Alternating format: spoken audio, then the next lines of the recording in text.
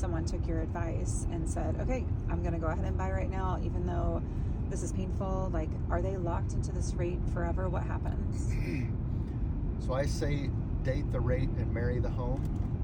So if you buy a house today and your interest rate is 7%, there's two different ways that you can benefit from buying the house today, even though the interest rate is higher than what it was a couple of years ago. And that is, make your minimum down payment. You don't have to make a 20% down payment to buy a house. There's programs where you could make a 3% down payment or 3.5% down payment. There's programs with zero down.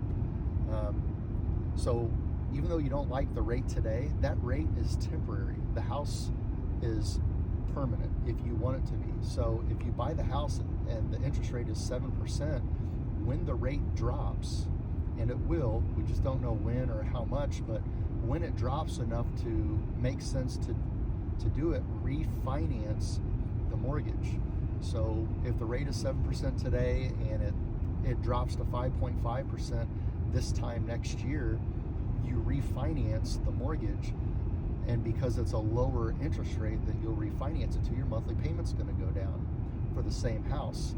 And while that time is lapsing between now and next year when you refinance, you're also building equity in the house.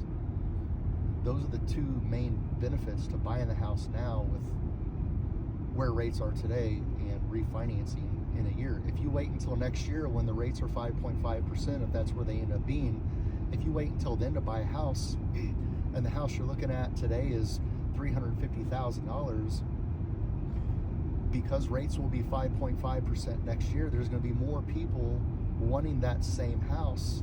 The demand is going to be higher, and if the inventory, the availability of homes has not changed, that house won't be $350,000.